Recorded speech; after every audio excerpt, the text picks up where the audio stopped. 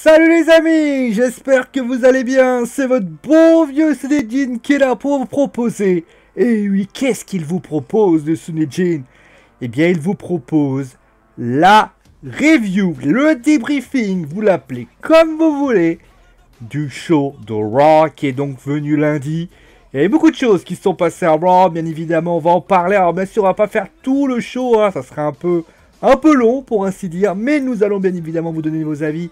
On va bien sûr, je vais vous dire si j'ai aimé, si je n'ai pas aimé, qu'est-ce que j'ai détesté, qu'est-ce que je n'ai pas aimé, qu'est-ce que j'ai aimé. En tout cas, tout ce que je peux vous dire, c'est que je vous dirai bien sûr, avec la plus grande honnêteté possible, ce qui s'est passé durant le show. A-t-il été un bon show? Est-ce que c'est le plus grand show de tous les shows? Bon, en tout cas, ça a commencé bien sûr avec la petite vignette qui a été assez étonnante, faut quand même le dire, de Stéphanie qui est arrivée, qui a limite remis les compteurs à zéro et elle a agi quand même de manière assez étrange, Stephanie McMahon, parce qu'on s'attendait quand même à ce qu'elle réagisse de manière très... Alors c'est son anniversaire, hein, pour information, à ce qu'elle soit, on va dire, un peu à la cool avec Baron Corbin.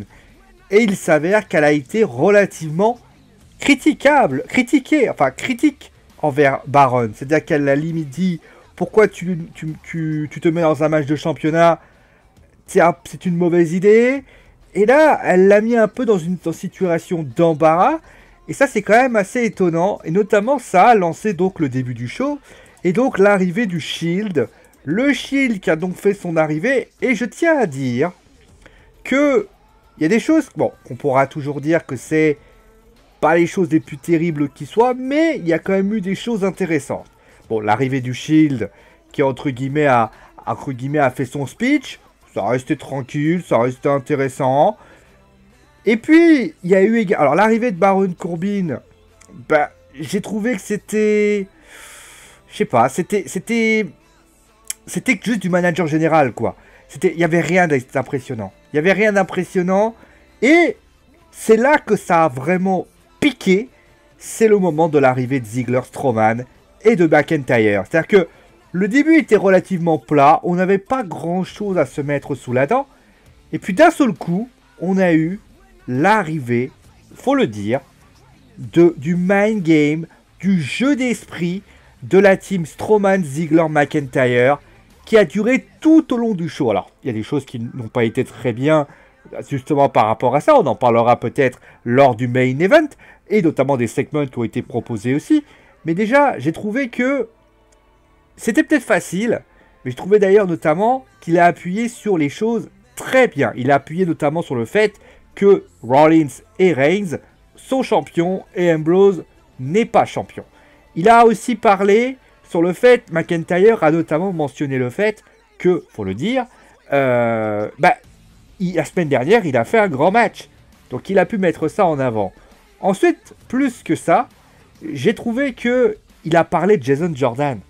Chose qui n'avait jamais été mentionnée depuis le début de l'arrivée d'Ambrose. Et ça, c'est bien. Et sur le fait aussi que quand, en fait, Ambrose, il est là juste pour dépanner. Il n'est pas là pour avoir son petit spot à lui. Et justement, le final va être très intéressant et aurait pu être fait différemment. Et justement, on va en parler. Alors, pour ceux qui se demandent pourquoi je vois pas ma gueule, on va l'expliquer. La raison est pour ainsi dire assez simple, c'est que étant donné que en facecam c'est pas terrible, je préfère vous le faire comme ça vous n'avez pas besoin de vous prendre la tête par rapport à tout ça. Bon voilà, ça c'est clair. Donc c'est très intéressant ce qui a été fait, et notamment après, il y a eu la petite rixe, et là, Baron Corbin a repris la main en déclarant tout simplement que ils affronteraient les Revival pour tout simplement voilà, faire le duel en question. Un segment très bien, honnêtement, moi j'ai trouvé le segment de bonne qualité, et notamment par la présence de Ziggler, McIntyre. Strowman a été un peu plus discret, enfin il a fait du Strowman, mais j'ai trouvé tout de même que c'était plutôt bien, et j'ai trouvé aussi que les petites phrases de Rollins qui disaient « Ah, tu quoi tu parles mec ?»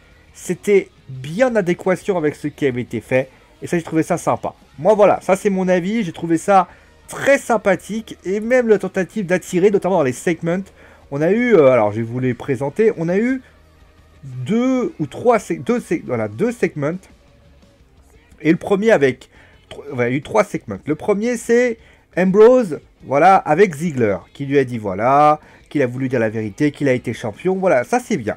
Ensuite, tu as Rollins, qui va voir McIntyre, et qui lui dit, bah écoute mon gars, franchement, je vois pas ce que tu fous là avec Ziggler.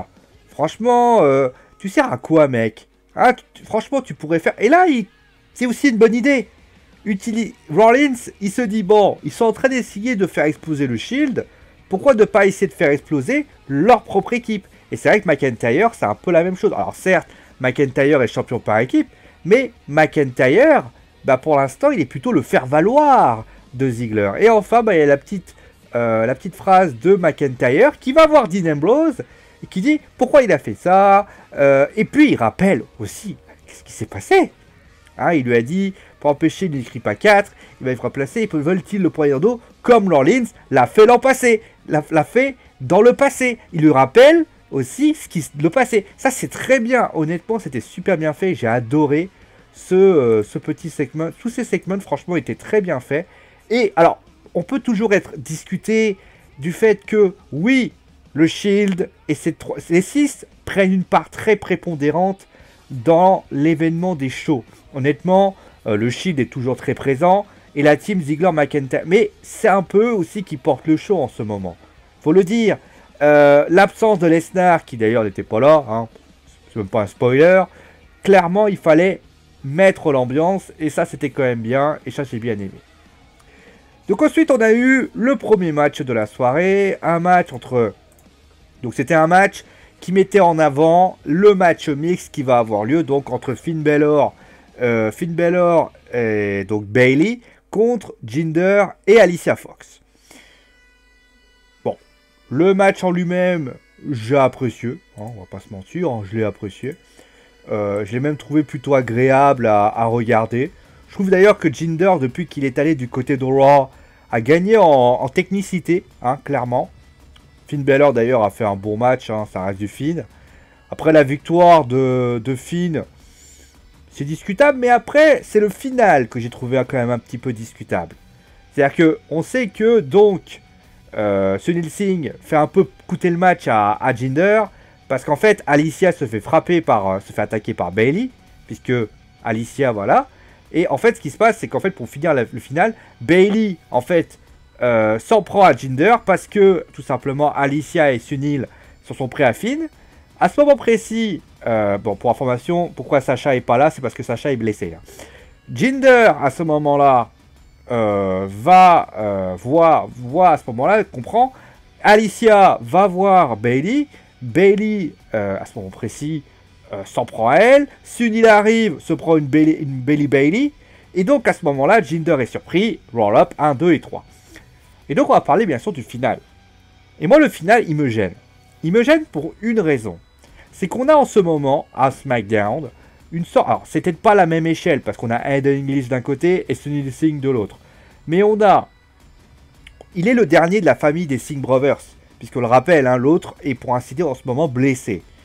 Et il s'avère que Jinder se met à attaquer Sunil. Alors c'est déjà arrivé hein, que... on a plusieurs fois un serviteur qui se fait attaquer. C'est déjà arrivé, hein, c'est dans le passé. Mais là, j'ai trouvé que ça n'avait pas lieu d'être. Parce que, encore que, à la limite, il aurait pu coûter le match. J'aurais pu dire, ok, c'est vrai qu'il y a peut-être une sorte de cohérence. Mais là, il n'y avait pas de cohérence. Parce que Jinder, finalement, Sunil essaie de l'aider. Et là, c'est pas compréhensible ce qui se passe. Et pourquoi attaquer Sunil? En plus, après, Sunil continue à faire le Enchanté, pour ainsi dire. Ça manque un peu de cohérence dans tout ça.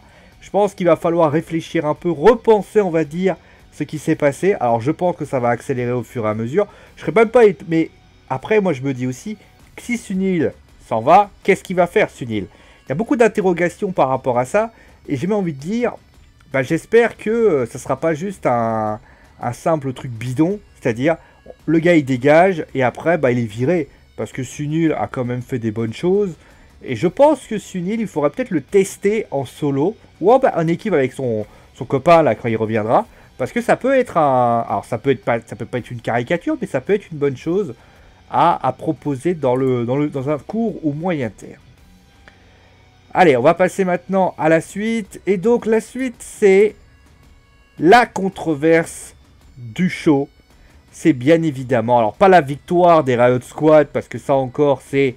Alors on va parler rapidement, hein, parce que forcément, la victoire des Riot Squad, elle peut paraître étonnante. Mais étant donné qu'il va y avoir un match à 6, je crois qu'il y a un match à 6, je crois, où ils vont s'affronter. Hein. Il y a un match à 6 qui va avoir lieu à Super Showdown. Mais clairement, voir les Riot Squad gagner. Alors, on peut toujours se demander si c'était un petit peu pour compensation. C'est-à-dire, bah, étant donné qu'ils étaient en... Comme tout simplement, il y a eu ce coup qui a été porté par Brie Bella.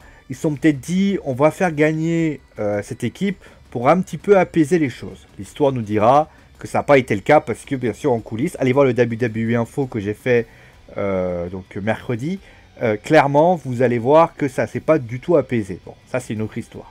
Et justement, on va en parler de ça. On va parler de ce qui s'est passé durant cette action parce que j'ai vu un déferlement de haine à l'encontre de Brie Bella. Alors, on est tous d'accord que Brie n'est pas une lutteuse à la hauteur de certaines lutteuses.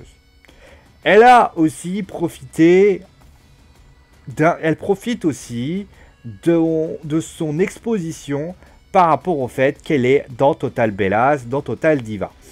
Il y a aussi une réalité, c'est que Brie et Nikki, on pensait en avoir été débarrassés.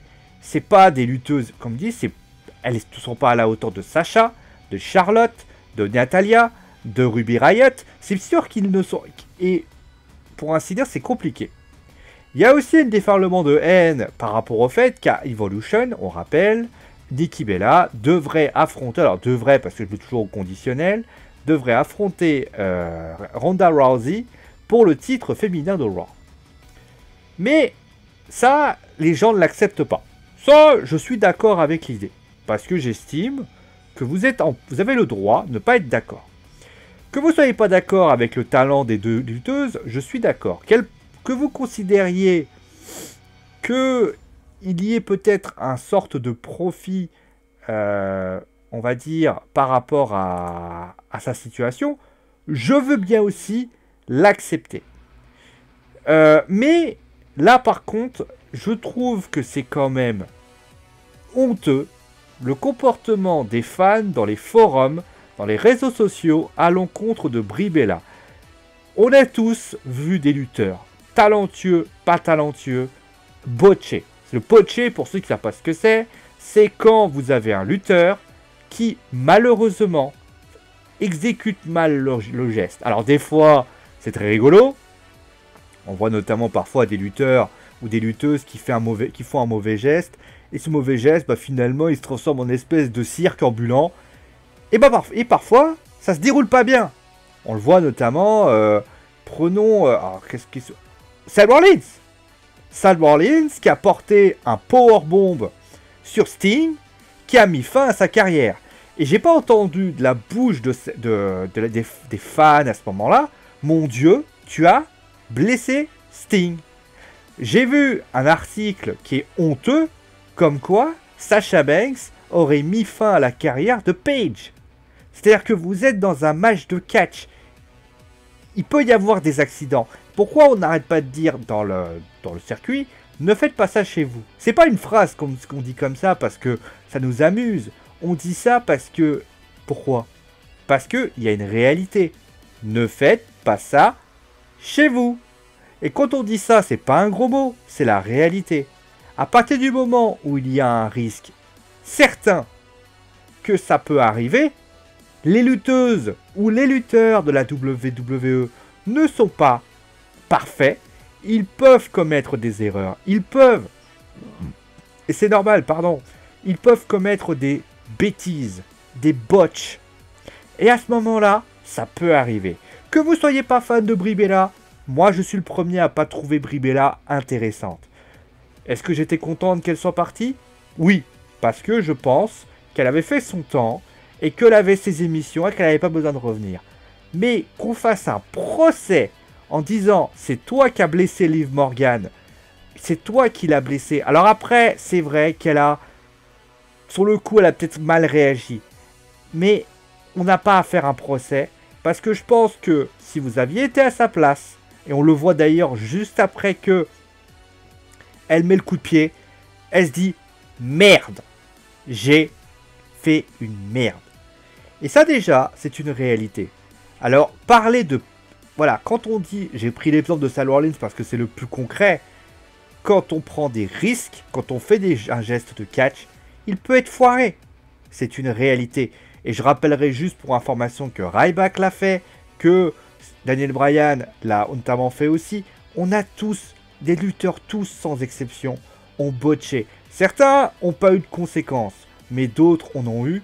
Et il serait peut-être intéressant de ne pas faire de la carte et peut-être de faire la chose de manière pas objective, parce que l'objectivité n'existe pas, mais de ne pas dire t'as botché, t'es une merde. Voilà, c'est ce que j'avais envie de dire, parce que j'ai trouvé ça quand même relativement ridicule de voir ce procès tellement... C'est... Voir ce procès parce que j'ai trouvé ça honteux et je tenais à le dire. Voilà.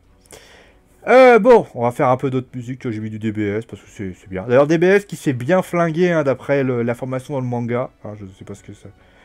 Mais j'ai pas regardé donc je vais pas commencer à critiquer ou non. Et voilà les choses qui sont ainsi.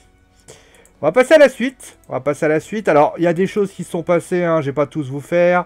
On a eu notamment alors la partie Connor que j'ai oublié, hein, clairement. Hein, on va pas se mentir. Pour la partie Chad Gable, Connor.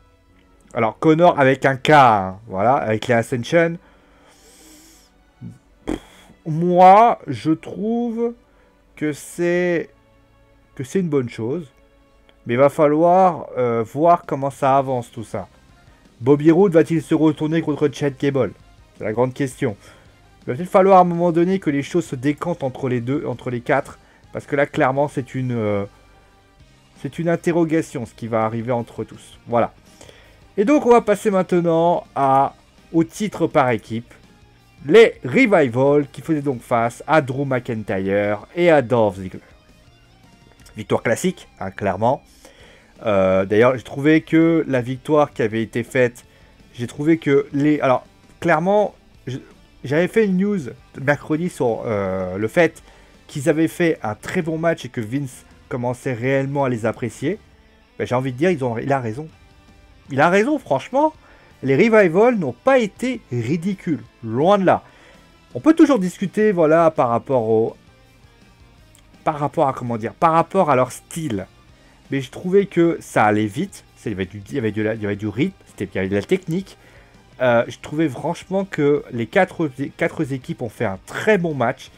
Et honnêtement, la Claymore et le zigzag porté sur Wilder est bien mené, est bien amené. Et après, on a compris, Ziggler et McIntyre, ils sont en plein push. Mais franchement, moi je dis, les Revival avec la division tag team, quand même une division tag team assez pauvre, cette équipe-là peut clairement faire très mal. Voilà, donc ça je vous le dis, ça peut faire très mal. Voilà, moi c'est mon avis personnel là-dessus, parce que clairement, et le public suit, hein, le public suit bien les Revival qui apprécient, et c'est en faisant des répétitivités et notamment des bons matchs que les Revival vont se faire apprécier, et ils sont en train de se faire apprécier par le public. Après, on peut toujours discuter parce qu'ils ont une gimmick relativement classique, mais c'est peut-être la qualité, ça va être une bonne chose. Voilà, c'est tout ce que j'ai à dire. Bon, en tout cas, on va passer à la suite. Et la suite, ça a été donc le Kevin Owens Show. Alors, l'arrivée d'Elias a commencé à parler très bien. Je vais pas dire focaliser notamment sur l'Aerosh. L'Aerosh, pour ceux qui savent pas ce que c'est, l'Aerosh, c'est un personnage qui accompagne dorénavant Bobby Lashley. C'est un personnage, donc il y a pas mal de frasques à la WWE. Hein. Il avait notamment, si je me souviens, il avait eu une controverse, l'IO. Mais il est revenu, il est parti du côté du titre Cruiserweight. Et il faut l'avouer. Attendez, je fais juste un truc. Voilà, c'est bon. Il faut l'avouer. Et ben il s'est bien débrouillé, ce petit con. Et parce que réussir à avoir du mal à passer par la porte pour réussir à passer par la fenêtre, et ben c'est quand même une super chose. Bon, Mais, donc là, ouais, en fait, il avait fait des... Alors, attendez. Voilà, il avait eu... C'est le scandale par rapport au renvoi d'Emma, je crois. Alors. Ouais, je crois qu'il avait humilié, il avait dit une phrase qu'il aurait pas dû dire. Attendez, je vais vous la trouver. Bon, c'est pas grave, je vais pas vous la trouver. Alors. Je sais pas sur quel pied danser avec l'Aerosh. L'Aerosh, c'est un mec, voilà, qui met un peu l'ambiance. Mais le souci de l'Aio, c'est que je le trouve plus... Comment vous expliquer ça? Des mecs comme lui, on en a vu des tonnes à la WWE. Vous voyez ce que je veux dire? Prenez Kevin Owens par exemple. Kevin Owens, il a son style. Et son style, c'est Kevin Owens. Elias, c'est Elias. Tu te dis, voilà. Alors tu vas me dire, oui, mais il y a le Honky Tonk Man. D'accord. Le Honky Tonk Man, c'est pas Elias. Elias, tu le vois. Hello, I'm Elias. Who walks to walk with the Elias. Tu te dis, ah, bien. Bobby Lashley, il a son style. C'est particulier, parce qu'il a été là, il n'a pas été là. Mais même lui, il a son style. Lio Rush, quand tu le regardes, des mecs comme lui, j'en ai vu des tonnes. Des mecs qui essaient de s'imposer avec du speech, à balancer des choses de ci, de là. Ok, alors il est, pour ainsi dire, un petit peu le manager de Bobby Lashley. Mais le truc, c'est que là, il parle. Il parle, et j'ai son speech, hein. Il ne connaît pas, mais la semaine dernière, il s'est moqué de lui en commentaire. Bon, après, la semaine dernière, j'ai pas trop regardé, j'ai pas eu trop le temps. Il veut le connaître, donc il l'a fait inviter. ROS le convie d'aller sur le stage. Il lui dit voilà, il le guide le grand homme. Elias dit qu'il en a un siège spécial. Hein. Donc il le faut un peu essayer de l'attirer, etc. Et Rush se marre, mais il dit qu'il doit présenter un homme, une machine. Vous voyez, ça, on a du mal à comprendre. Il se marre tout seul. Moi, j'attends vraiment de voir le vrai speech Rush. Pour l'instant, je suis assez perplexe par rapport à ce que va faire Rush. Mais après, ça viendra peut-être au fil du temps. Attention, je ne suis pas en train de dire que ça va pas arriver. Mais clairement, moi, j'ai une petite interrogation avec lui. Parce que des mecs comme Rush, je le répète, il y en a beaucoup. Des mecs qui parlent comme ça, qui font un peu les rigolos. Peut-être pas d'hier. Ça n'aura pas d'aujourd'hui. Voilà. Donc après ça, on a eu... Ah bah avant ça, attendez, il y a eu autre chose. Il y a eu un match, je crois. Attendez, bon, Bobby Lashley. Alors le match de Bobby Lashley, je l'ai trouvé inutile. Alors ils ont voulu faire un match avec Elias parce que je rappelle... Alors, clairement, je vais faire un coup de gueule qui va arriver direct à John Cena. On critique beaucoup Brock Lesnar sur le fait que Brock Lesnar n'est pas là. Dans 2 semaines, John Cena doit avoir un match en Australie. John Cena n'est toujours pas là. Je veux bien que John Cena, il a sa carrière, on sait qu'il a désormais décidé de prendre du recul. Mais quand tu es dans un match en pay-per-view, chose que j'ai critiquée avec Brock, c'est pas pour que Bobby Lashley décide de dire « Ah mais non, mais moi, je me contente d'attendre et de venir du côté de l'Australie. » C'est de la fainéantise de la même façon que Brock Lesnar. Et surtout quand tu vois ce qu'il avait osé dire à Brock Lesnar, j'ai envie de lui dire que c'était quand même assez gênant. Voilà. C'était mon avis par rapport à ça. Bon, on va passer maintenant, alors avant de finir avec Dean Ambrose, parce que ça, Dean Ambrose, clairement, j'ai été un peu déçu par rapport à certaines choses. Mais ça, j'en parlerai. On va passer à Nia Jax, donc Alicia Fox. Comment dire. J'adore Nia Jax qui était là.